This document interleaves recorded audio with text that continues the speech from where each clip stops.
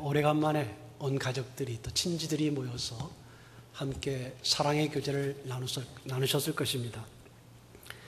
근데 사랑의 교제와 오래간만에 만난 반가움과 기쁨이 있으면서 또 한편은 아마도 그 관계에 따라서 좀 복잡한 마음도 있지 않았을까 생각도 합니다. 사랑하는 마음과 또 서운한 마음 이런 것들도 섞여 있는 경우가 많이 있는 것 같습니다. 이 가족 관계는 참 어렵습니다. 누구도 이 가족 관계에 있어서 늘 승리한다 이렇게 말할 수 있는 사람이 없습니다. 어쩌면 가장 어려운 일이 가정에서 일어나고 가정의 관계에서 가장 우리가 고통을 당하기도 합니다.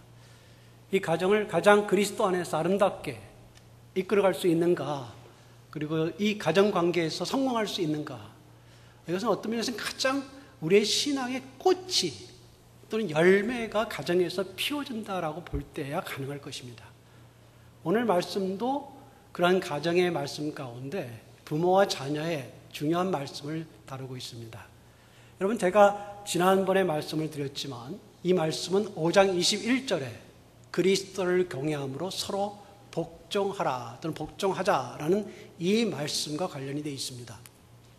복종한다는 말은 굴복한다는 뜻이 아니라고 이야기 드렸습니다. 물론 우리가 신적 대상, 예수님과 같은 그런 분에게 할 때는 우리가 그분에게 복종적 의미가 강합니다. 그러나 이 말에 서로 복종하다고 했을 때 이 말의 의미는 자신을 밑에 두고 상대를 존귀하게 여기는 태도다, 그런 마음이다라고 이야기 드렸습니다. 그렇게 서로의 관계에서 자신을 낮추고 상대를 높여주는, 남편을 높여주고 아내를 높여주고 부모를 높여주고 자녀를 인정해주고 높여주고 또 서로의 관계 속에서 그렇게 하는 것을 바울이 말하고 있고, 그 말씀에 대한 구체적인 이제 부모와 자녀 간에 어떻게 해야 될 것인가 라는 말씀을 오늘 주시는 말씀이다, 이렇게 볼 수 있겠습니다. 먼저 자녀들에게 주시는 말씀이 있습니다. 굉장히 중요한 교훈이죠. 자녀들에게 바울은 두 가지 이야기를 해주고 있는데, 첫째는 순종하라라는 명령입니다. 순종하라. 순종하라는 것은 복종하다라는 말과 관련이 있다라고 제가 이야기 드렸습니다. 근데 복종하다와 순종하다의 이 말의 뜻은 한국말의 뜻이나 한문의 뜻보다도 원래의 본문이 쓰여진 그 어휘, 말의 뜻은 이런 뜻이 있습니다. 아까 복종하다는 자신을 밑에 두다라는 데 이렇게 이야기했죠. 순종하다는 밑에서 듣는다입니다. 원래 뜻이요. 여기서 순종하다라고 번역된 이 말이 밑에서 듣는다. 그 말은 청종하는 것입니다. 청종하는 것입니다. 즉 부모의 말을 청종해서 듣는 것을 강조합니다. 부모를 존중하는, 부모를 정말 높여주는 중요한 방법이 뭐냐라고 했을 때 첫 번째가 바로 이 부모의 말에 청종한다. 청종하라. 잘 듣고 그 마음을 헤아려라. 여러분, 부모된 입장에서 자녀들이 그렇게 해주는 게 좋습니까? 안 좋습니까? 물어볼 필요가 없죠. 겉으로는 위해 주는 것 같은데 사실은 부모의 말을 귀담아 듣지 않는다? 여러분, 마음이 아프죠? 부모에게 청종하는 게 얼마나 중요한가. 이 부모에게 청종하는 것은 하나님께도 마찬가지예요. 하나님께서도 우리가 하나님께 나와 예배를 많이 드리고 기도를 많이 하는 것을 좋아하지 않는 것은 아닙니다. 우리 부모가, 또 부모된 우리가, 자녀들이 우리에게 와서 자꾸 만나주고 또 좋은 걸 사주고 먹을 걸 사주고 이렇게 하면 기분이 좋죠. 그게 나쁜 게 아니에요. 참 좋습니다. 하나님께 대해서도 우리 예배를 자꾸 드리고 기도하는 것 하나님 싫어하지 않으시겠죠. 그런데 더 중요한 게 뭐냐? 하나님의 뜻을 헤아리고 하나님께 듣는 것입니다. 그래서 종교개혁이 바로 거기서 일어난 것입니다. 미사를 화려하게 드려요. 근데 하나님의 말씀을 분별하고 하나님의 말씀을 들으려는 그런 시간이 없습니다. 또 그렇게 하지 않습니다. 많은 종교적인 예식을 하지만 실제로는 하나님의 뜻이 무엇인지 하나님께서 말씀하신 뜻을 듣지 않는 그런 일 때문에 사람들은 더 어리석어져 갔습니다. 그래서 종교개혁은 말씀으로 돌아가지 않습니까? 성경으로 돌아가지 않습니까? 그래서 종교개혁 이후에 특히 우리 개혁교회는 설교에 비중을 크게 두었습니다. 왜요? 설교를 통해서 하나님의 뜻이 전달되고 하나님께서 뭘 말씀하시는가, 무엇을 원하시는가, 우리는 어떻게 그 하나님을 어떤 분으로 그 말씀에 따라 믿어야 되는가, 어떻게 살아야 되는가를 강조하기 위해서 설교의 비중이 높아진 것입니다. 우리가 부모님을 맛있는 것을 사드리고 자주 만나드리는 건 굉장히 중요하지만 오늘 말씀의 첫 번째는 뭐라고요? 청종하는 것. 그 말씀을 귀담아 듣고 따르려는 것. 이것을 첫 번째 자녀들에게 명령으로 주셨습니다. 이 말씀과 관련해서 주 안에서 순종하라 라고 말씀하시는데, 주 안에서라는 말이 고대 사본에는 있는 것도 있고 없는 것도 있습니다. 그러니까 이 학자들 간에는 주 안에서라는 이 말이 원래 바울이 쓸 때 있었느냐 없었느냐로 논쟁을 계속하고 있습니다. 그러나 중요한 것은 주 안에서라는 말이 이 말씀에 상당히 정신적으로 부합합니다.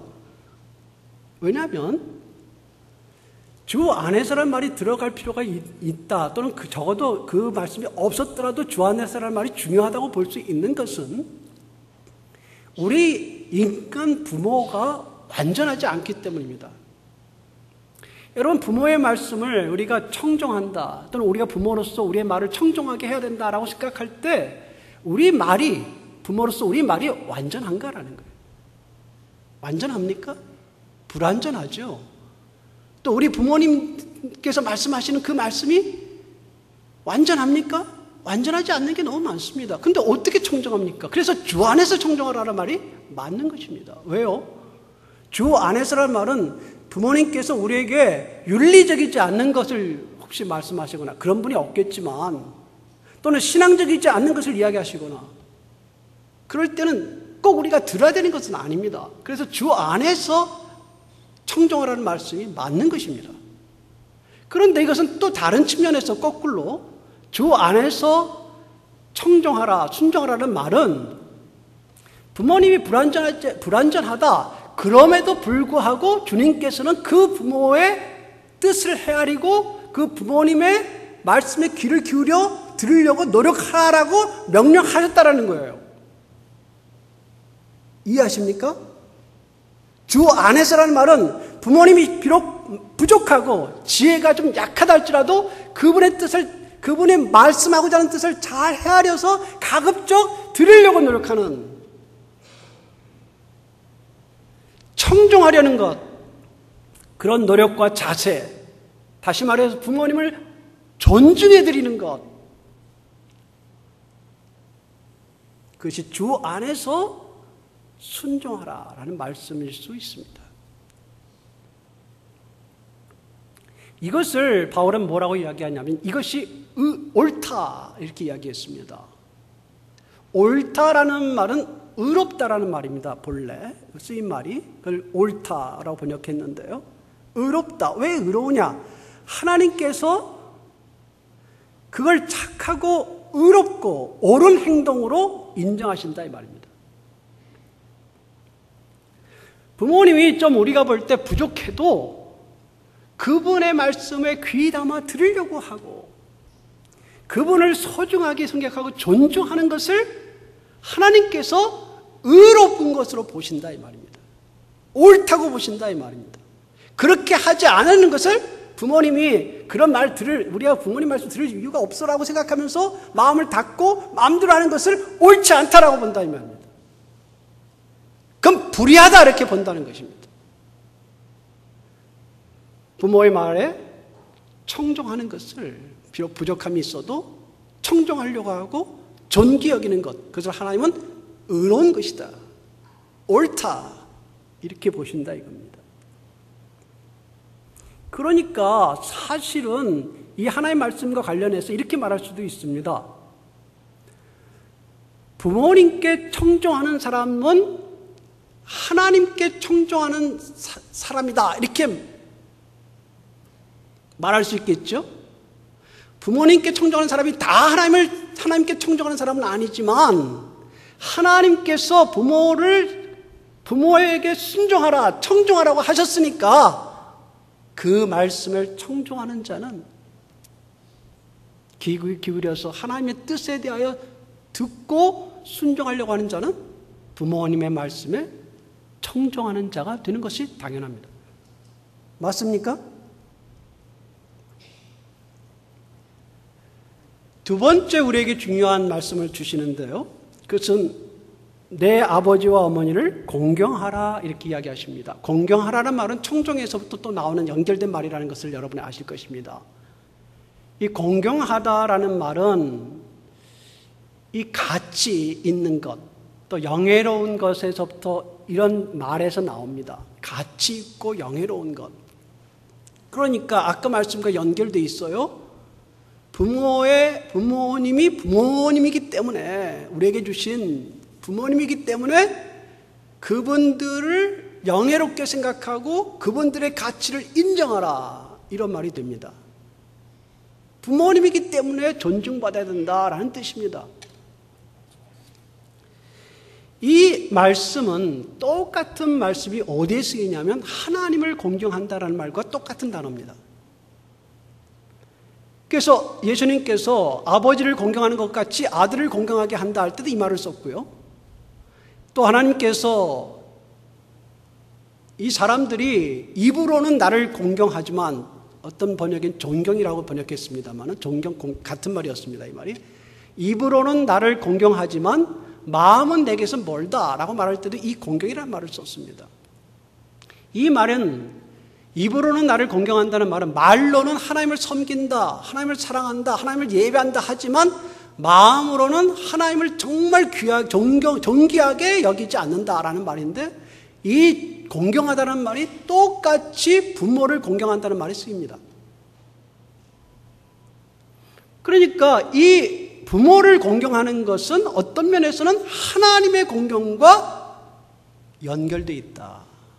그렇게 봐도 됩니다. 여러분 부모를 공경하라는 이 말씀은 10계명의 몇 계명이죠? 몇 계명입니까? 5계명 있죠? 5계명. 모른 척 하시나요? 5계명입니다. 제가 계명을 간단하게 요약해 드리겠습니다. 1계명은 내 앞에 다른 신을 두지 말라. 2계명은 우상을 만들지 말라. 3계명은 내 이름을 망령되게 끼지 말라. 4계명은 안식일을 지켜 거룩하게 하라. 그렇죠? 이 4개의 계명이 하나님 계명입니다. 하나님과 관련된 계명이고요. 그 다음에 5번째 계명이 내 부모를 공경하라. 6번째 살인하지 말라. 7번째 간음하지 말라. 8번째 도둑질하지 말라. 9번째 내 이웃에 대하여 거짓 증언하지 말라. 10번째 내 이웃의 것을 탐하지 말라. 이 감탄들을 안 하셔요. 제가 이렇게 암기력이 좋지 않습니다. 모처럼 외웠습니다, 제가. 예. 그런데요, 앞에 4개가 하나님 관련된 계명이고, 그 다음 6개가 사람 관련된 계명입니다. 그렇죠? 그런데 이 중간에 있는 4번째 계명과 5번째 계명에 공통점이 있습니다. 그것은 뭐냐면, 이 하나님 관련된 계명의 마지막인 4번째와 사람 관련된 계명의 첫 번째인 제5계명의 공통점은 하나님과 사람 이야기가 같이 나오는 것입니다. 안식일의 계명이 내가 쉬니 너희도 쉬어라. 이게 하나님을 위한 것이기도 하고 사람을 위한 것이기도 하다는 뜻입니다. 그 말은 물론 모든 계명이 다 그렇지만 어떤 면에서는 그러나 이것은 좀 더 직접적으로 그렇습니다. 예수님께서 말씀하셨죠. 너희가 안식을 위해서 사람이 안식을 위해서 있는 것이 아니라 안식일이 사람을 위해서 있는 거다. 이 안식일이 사람과 관련되어 있고 하나님과 관련되어 있는 것입니다. 그래서 그 중간에 위치한 것으로 이해됩니다. 그런데 이 다섯 번째 부모 공경의 계명이 또 딱 그렇습니다. 내 부모를 공경하라. 그리하면 내 하나님 여호와께서 너에게 이 땅에 주신 땅에서 장수하리라. 이렇게 말씀하시는데 하나님의 이야기와 우리 인간의 이야기가 같이 등장하는 부분입니다. 제가 그걸 굳이 강조하는 이유는 6계명에서 10계명까지는 하나님 이야기가 없습니다. 아주 흥미로워요. 하나님과 사람이 같이 등장하는 부분이 이 4계명과 5계명인데 무슨 말이냐면 제가 강조하려고 하는 것은 이 5계명이 하나님과 직접 관계되어 있는 계명이다라는 뜻입니다. 제가 그걸 말씀드리고자 하는 거예요. 공경하다라는 말이 하나님에 대한 공경이라는 말이 부모 공경에다 쓰인 것처럼 지 5계명이 하나님과 사람의 연결되는 계명이다라는 것입니다. 그만큼 중요하다, 중요하지 않다? 중요하다는 뜻입니다. 그래서 하나님을 공경하는 자가 부모를 공경합니다. 맞습니까? 하나님을 공경하는데 우리에게 주신 부모를 공경하지 않는다? 이 말이 성립이 되겠습니까? 아닙니다. 그렇지 않습니다. 하나님을 공경한다면 아까도 하나님을 청종하는 자가 부모에 청종하라는 부모에게 순종하라는 그 명령에 순종하듯이 하나님을 참으로 공경하는 자가 우리에게 주신 육체의 부모를 공경하는 것입니다. 그러면 우리 신앙이 자랄수록 우리가 부모를 더 공경할 수 있게 됩니다. 이해되십니까? 신앙이 없어서 부모를 공경하지 못하는 것입니다. 부모를 소홀히 대하는 것은 하나님을 사랑하지 않기 때문일 수 있습니다. 보이는 형제를 사랑하지 않고 보이지 않는 하나님을 사랑할 수 없다라고 요한 사도가 이야기했는데 하물며 보이는 부모님을 공경하지 않고 보이지 아니하시는 하나님을 공경할 수 있다? 아닙니다.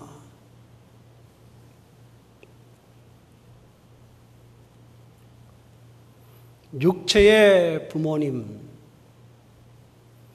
그 부모님을 공경하는 것은 영의 아버지를 공경하는 것과 관계가 있고 땅의 부모님을 높여드리는 것은 하늘의 아버지를 높여드리는 것과 관계가 있습니다.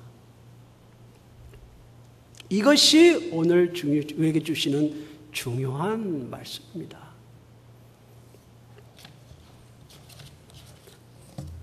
내 아버지와 어머니를 공경하라 이렇게 말씀하시는데 그 내 아버지와 어머니를 이라고 말하는 것은 이렇게 볼 수 있겠어요. 내 부모를 공경하라 이렇게 말씀하시면 되는데 조금 다르게 내 아버지와 어머니를 따로따로 붙여서 이야기하는 것은 우리 가운데 부모님 중에 어떤 분은 어쩌면 아버지가 어쩌면 어머니가 정말 공경받을 만하고 반대로 그 중에 한 분은 공경받을 만하지 않더라도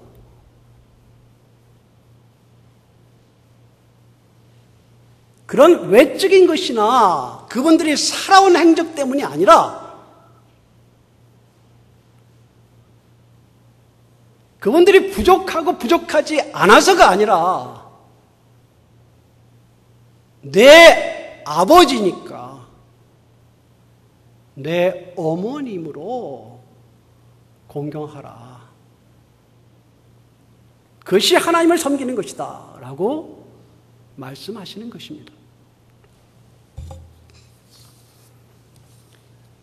이제 우리에게 하나님의 말씀은 이제 자녀로서 부모에게 해야 된다라는 말씀에서 이제 부모가 자녀에게 어떻게 할 것인가라는 말씀으로 주어집니다. 이 말씀은 한 절 짧습니다만은 중요한 내용이 담겨져 있습니다. 그런데 흥미로운 것은 이 부모가 자녀에게 어떻게 해야 된다라는 말씀을 주실 때 이 아비들아 하면서 주셨어요. 뭐가 빠졌습니까? 어미들아가 빠졌습니다. 제 아버지들아 하고 어머니들아, 근데 어머니들아가 빠졌어요. 왜 빠졌느냐? 어머니가 가정에서 역할이 그 당시에는 작았느냐? 아니면 소외됐느냐? 그런 것은 아닐 겁니다. 왜냐하면 남자, 여자, 남편과 아내에서 아내가 상대적으로 어려운 상황이 있던 시대죠. 그래도 아내에 대한 이야기가 있고 남편에 대한 이야기가 있고 부모와 자녀가 상대적으로 권리가 없는 상황이지만 다 따로따로 주어지지 않습니까? 주종관계도 그렇고요. 그런 뜻은 아닐 것입니다. 아마도 저는 그렇게 보는데요. 어머니들에게는 이 말씀이 필요 없는 것 아닌가. 어떤 본능적으로. 자녀들을 무한대로 사랑하니까 어머니들은. 요즘은 그렇지 않은 분들이 좀 있습니다만. 그렇죠? 그래서 지금도 젊은이들이 군대 가서 힘들 때 어머니 불러보라 그러면 어떻게 되십니까? 다 울어요. 어머니 하면서. 어머니의 그 한없이 준 사랑에 대하여 부인할 사람이 거의 없다는 이야기입니다. 어머니는 그래요. 그래서 어머니 하면은 좀 짠한 게 있지 않습니까? 제가 제 아내를 보면서 느껴요. 제 아내가 아이에게 해주는 게 대단합니다. 제게 해주는 거는 못 미쳐요, 거기에. 제가 지금 불만을 터뜨리는 것 아닙니다. 어머니는 어머니입니다. 어머니 힘들 때 저를 도와주기가 쉽지 않아요. 그렇지 않습니까? 저도 요구하는 게 힘들고요. 그런데 힘들어도 자식에게 하는 건 또 다릅니다. 힘이 어디서 나오는지 모르겠어요. 그 힘든데. 그게 어머니예요, 어머니. 물론 오늘 말씀은 어머니들을 제외하고 아버지들에게 주는 말씀은 아닐 것입니다. 원칙적으로 이 말씀은 부모들에게 하는 말씀이지만 이 어머니들의 사랑은 그렇다는 것을 우리가 인정하고 넘어갈 수밖에 없겠습니다. 오늘 말씀에서 부모들에게 자녀들에게 해야 될 것이 뭐냐 했을 때 첫 번째는 내 자녀를 노엽게 하지 말라 이렇게 번역이 됐는데요. 이 노엽게 하다라는 것은 경노하다라는 말이에요. 몹시 화내게 하다라는 뜻입니다. 그러니까 자녀들이 부모의 말과 행동 때문에 그 마음에 분이 가득해지는 거예요. 화가 나는 거예요. 그 마음에 쓰라림이 생기는 것을 말합니다. 당시에 로마 제국 시대에 그 아이들의 생사여탈권, 즉 죽일 수도 있다라는 거예요, 부모가. 그런 권한이 사회적으로 주어졌습니다. 법적으로 사회적으로 용인된다 할지라도 부모가 해야 될 것은 그 자녀들의 마음을 헤아리는 것입니다. 존중하는 것입니다. 그래서 이것도 서로 복종하라에 걸리는 말씀입니다. 자녀들의 마음을 헤아려서 자녀들의 마음에 상처가 나지 않도록 지나친 책망을 하지 말아야 되고, 또 저는 그런 생각을 했습니다. 아마도 우리 자녀들이 제일 싫어하는 것 중에 하나는 비교당하는 것 같아요. 비교당하는 것. 저는 우리 부모님으로부터 비교를 많이 당하지는 않았던 걸로 기억하고 그런 특별한 게 없는데, 그래도 젊었을 때 한 번, 대학 시절에 한 번 그 말씀을 들은 게 있는데 아직도 기억이 나요. 한 번 들었는데 집 앞에 어떤 제 나이 또래 학생이 있었던 것 같은데 뭔가 비교를 하셨어요. 어머니께서. 그게 지금도 기억나요. 근데 뭘 비교했는지 기억이 안 나는 것은 그렇게 심각하진 않았던 것 같아요. 그러나 한 가지 기억나는데 기분이 나빴다는 거예요. 뭔지는 모르겠어요. 기억이 안 나요. 오래전이죠. 자녀들을 비교하는 것 상처를 많이 받습니다. 그 아이가 비록 부족함이 있어도 그 아이 자체를 존중해 주는 것, 축복해 주는 것, 격려해 주는 것. 이 비교와 함께 연결되어 있는 것이 뭐냐면 편애죠. 편애. 아들과 딸 누구를 더 사랑하는가? 아들 중에 누구를 더 사랑하고 누구를 사랑하지 않는가? 이것 때문에 상처를 받는 가정들이 많이 있죠. 이게 얼마나 상처가 되냐면 여러분 그 성경에도 어디서부터 출발할까요? 아브라함의 두 아들 이스마엘과 이삭, 또 그 다음에 이삭의 자식이었던 에서와 야곱, 편애의 결과 어떤 일이 일어났습니까? 그리고 그 다음에 야곱의 12아들 중에서 편애로 인해서 어떤 일이 일어났습니까? 죽을 뻔하지 않았습니까? 요셉이 종으로 팔리지 않았습니까? 결국 그 상처가 지금의 중동 전쟁이 계속되는 싸움의 연원이거든요. 신앙적인 것을 떠나서 일단 이러한 편애는 어떤 면에서는 특별히 사랑하는 특별한 자녀가 있다는 것은 마치 부모가 한없이 사랑을 주는 것처럼 보이지만 이기적인 사랑입니다.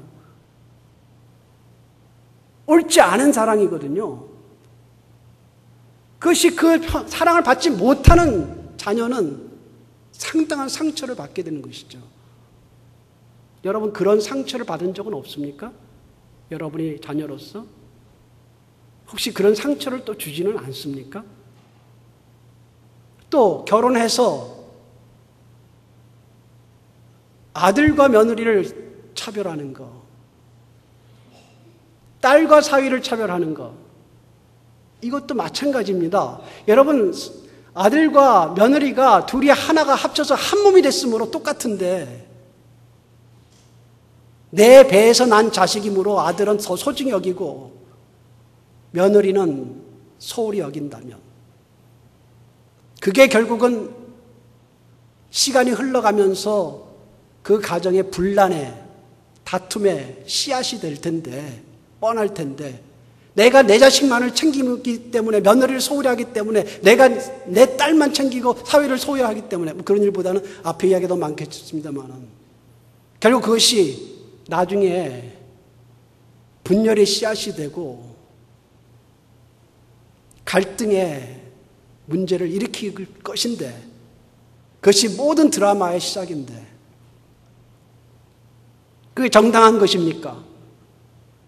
그것은 그렇게 하지 않은 그 다른 자식을 그 마음을 분하게 만들고 고통스럽게 하고 상처를 주는 것 아닙니까?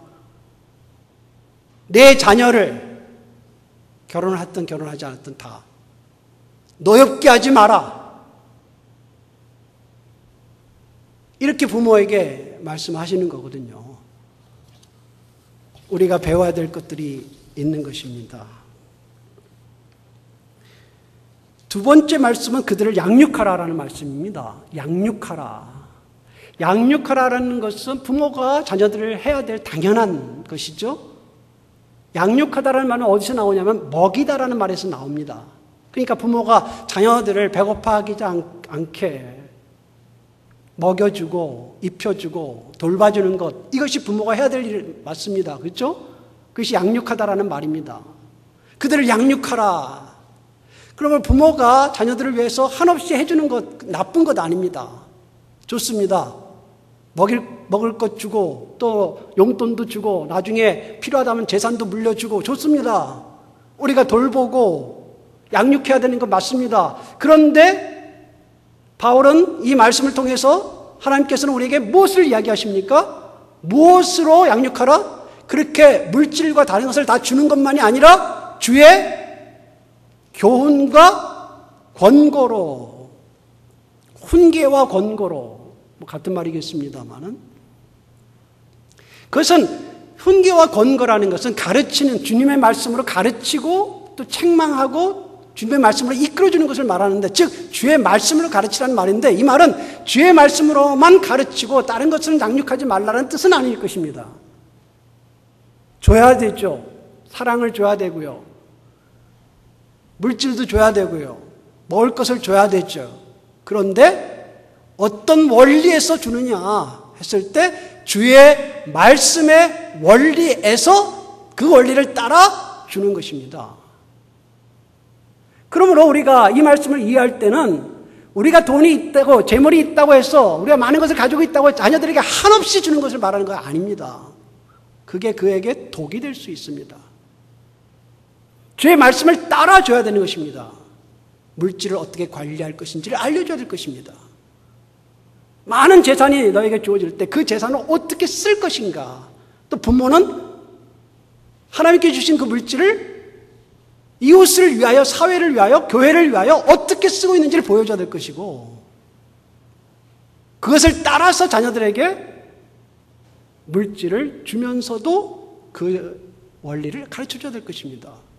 비록 물질이 없어서 부모가 나눠줄 것이 없고 유산으로 남길 것이 없을 때라도 부모가 물질이 없어도 당당하게 살고 있던 것을 보여주면 신앙적으로 물질이 없다고 마음이 궁색하지 않고 이 땅의 물질이 아무것도 아니다 라는 신앙적 자세와 당당함을 자녀들에게 유산으로 줄 수 있다면 그것도 큰 것입니다.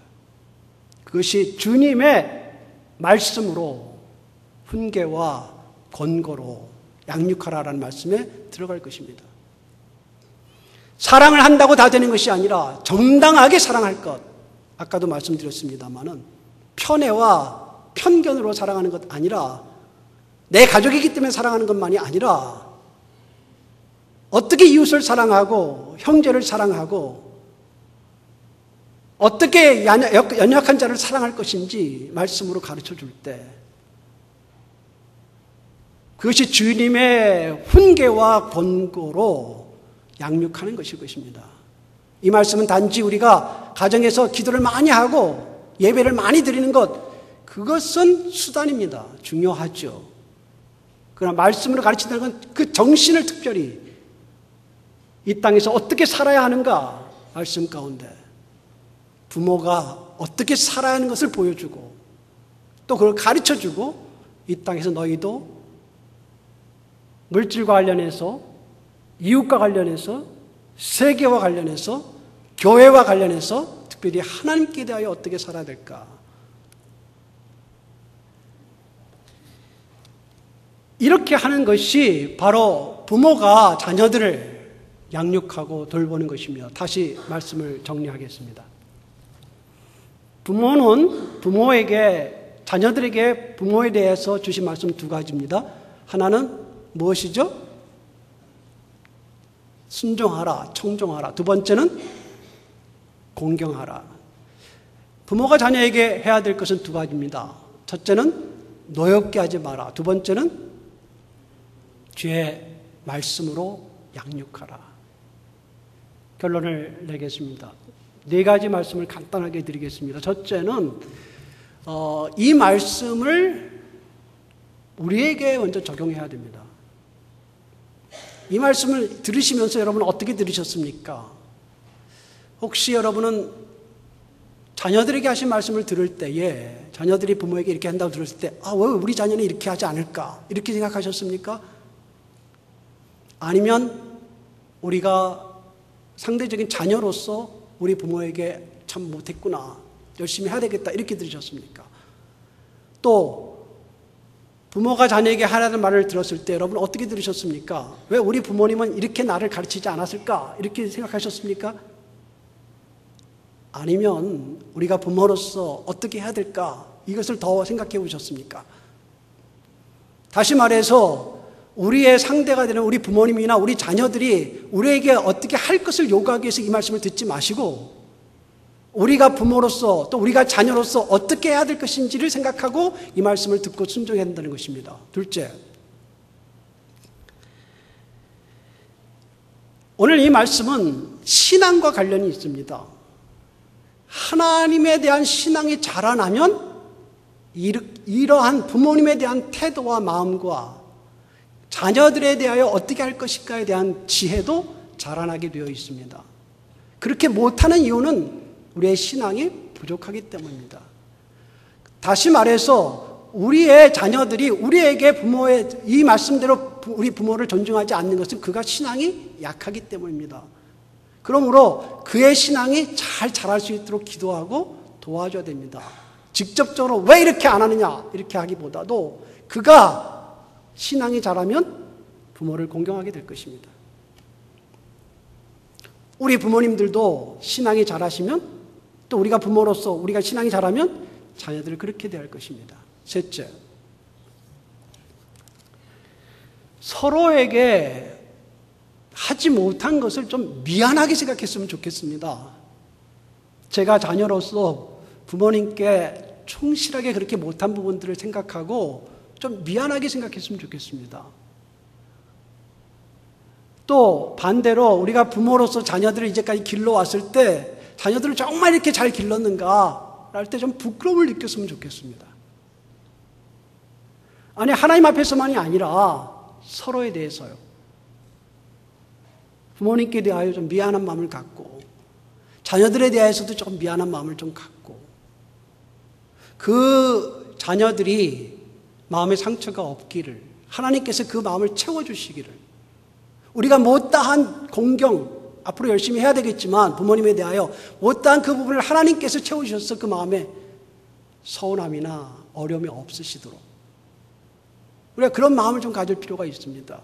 넷째, 마지막입니다. 우리 마음에도 그런 상처가 있습니다. 알게 모르게.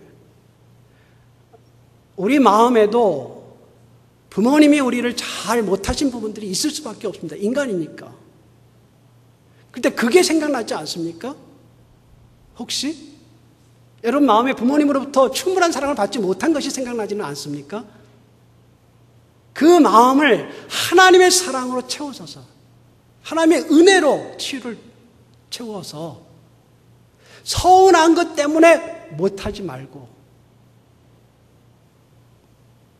그걸 이겨내서 우리가 해야 될 일들을 부모님을 섬기고 공경해야 될 일들을 공경해낼 수 있는 자녀들이 우리에게 못한 것 때문에 우리가 마음속에 응어리를 갖지 말고 그 마음을 하나님의 무조건적인 사랑, 은혜로 채워서 그 마음에 치유를 받고 하나님의 은혜가 우리에게 강하게 부닥쳐 오니까 그런 것은 아무것도 아니다. 나는 충분히 사랑을 받았다. 하나님의 사랑을 받았다. 그러므로 이제 내가 나의 자녀들이 나에게 못한 것을 생각하고 그것 때문에 마음이 아파하는 것이 아니라 오히려 하나님이 나를 사랑하신 그 사랑이 넘쳐나서 자녀들을 넉넉히 더 사랑할 수 있다. 이렇게 되시면 좋겠습니다. 하나님의 사랑은 그만한 능력이 있습니다. 그래서 역시 신앙입니다. 하나님을 사랑하게 되고 하나님의 사랑을 받는 자가 결국 사랑을 이뤄내는 것입니다. 여러분에게, 여러분 가정에 누구도 완전히 승리할 수 없는 이 싸움. 그러나 여러분이 좀 더 부여하게 되고 이 일에 또 이 일로 인하여 축복이 있고 기쁨이 있는 아름다운 열매가 여러분에게 맺히는 그런 가정이 되시기를 주님의 이름으로 축원합니다. 기도하겠습니다.